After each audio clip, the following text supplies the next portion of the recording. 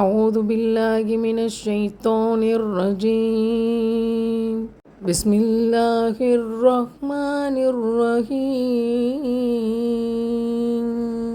وإذ أخذنا ميثاقكم ورفعنا فوقكم الطور خذوا ما آتيناكم بقوة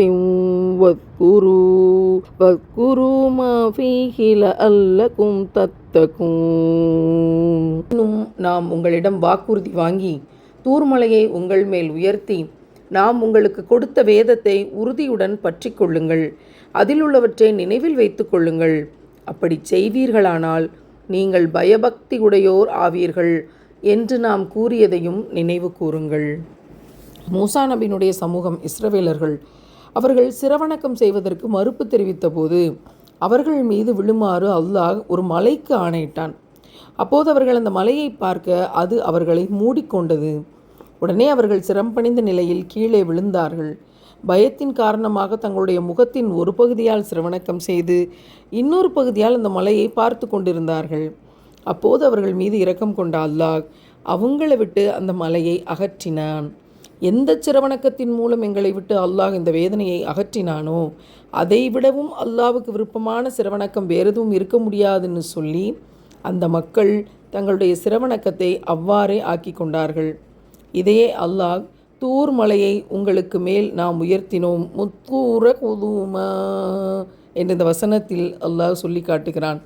தூர் மலை, இதில் தான் எத்தனை அத்தாட்சிகள்! இன்றைக்கு இவற்றையெல்லாம் மக்கள் நேரில் சென்று பார்க்கிறார்கள். அல்லாஹ் காட்டிய மலை இந்த மலைதான் என்று சொல்லிக் கொள்கிறார்கள். ஆனால் உண்மையிலேயே அல்லாஹ்வுக்கு கீழ்ப்படியக்கூடிய சிரவணக்கம் செய்யக்கூடியவர்களாக இருந்து விட்டால் பிரச்சனை இல்லை. இல்லை என்றால் இறைவன் இந்த மலையை திருப்பையும் உங்கள் மேலே நான் போடுவேன், நீங்கள் கீழ்ப்படியலைனா என்று சொல்லி இருக்கிறான். ஒரு தவணை வைத்திருக்கிறான். அந்த தவணையை நோக்கித்தான் உலகம் நகர்ந்து கொண்டிருக்கிறது.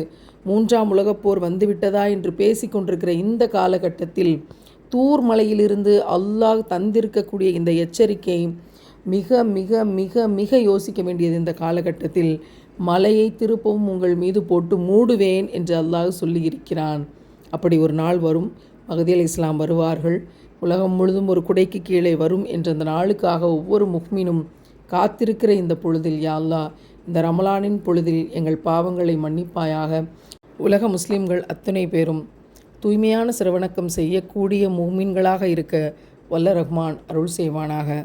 திருக்குரானினுடைய தூர் மலையை காட்டக்கூடிய இந்த காட்சி நம் அகக்கண்களால் பார்க்கிறோம், அகத்தூய்மை அடைகிறோம்.